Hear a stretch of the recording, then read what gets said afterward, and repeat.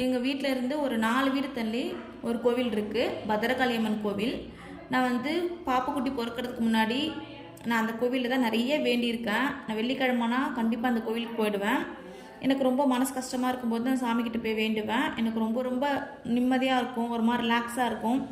நான் பாப்புக்குட்டிக்காக வேண்டுதல் வச்சுருந்தேன்.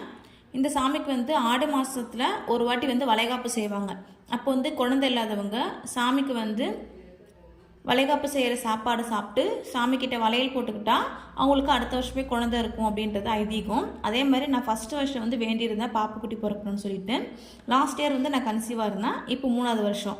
நான் பாப்புக்குட்டிக்காக என்ன வேண்டியிருந்தேன்னா, பாப்புக்குட்டி நல்லபடியாக எனக்கு பிறந்தாங்கன்னா அவங்களுக்கு வந்து சாமிக்கு ஒவ்வொரு வருஷமும் வளைகாப்பு செய்யும்போது நான் வெத்தலைப்பாக்கு, பூ, பழம், தேங்காய், ஒரு புடவை எடுத்து வச்சு சாமிக்கு நான் தட்டு வரிசை வைக்கிறதா வந்து வேண்டியிருந்தேன். வருஷம் வருஷம் செய்கிறதா சொல்லி வேண்டியிருந்தேன்.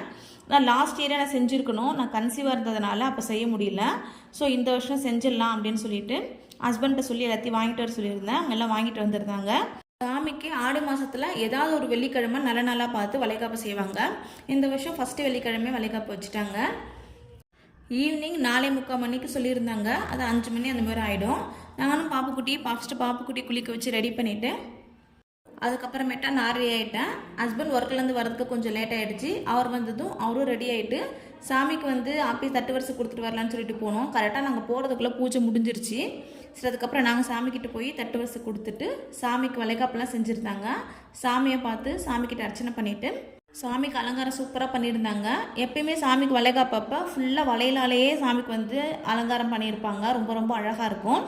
சாமிக்கிட்ட வந்து நம்ம வாங்கிட்டு வர வளையல் இல்லைன்னா சாமிக்கிட்ட வச்சு சாமி கும்பிட்ற வளையல் எடுத்து குழந்தை இல்லாதவங்களுக்கு கொடுப்பாங்க. எல்லாருக்கும் கொடுப்பாங்க. குழந்தை இல்லாதவங்களுக்கு அந்த சாமிக்கிட்ட வச்சு படைக்கிற சாப்பாடு கொடுத்து வளையல் கொடுப்பாங்க. அதை சாப்பிட்டு சாமிக்கு விரதம் இருந்தால் சாப்பிட்டா நல்லது நடக்கும்னு சொல்லுவாங்க. உங்களுக்கு இந்த வீடியோ பிடிச்சிருந்தா லைக் பண்ணுங்கள், சப்ஸ்கிரைப் பண்ணுங்கள். பாய்.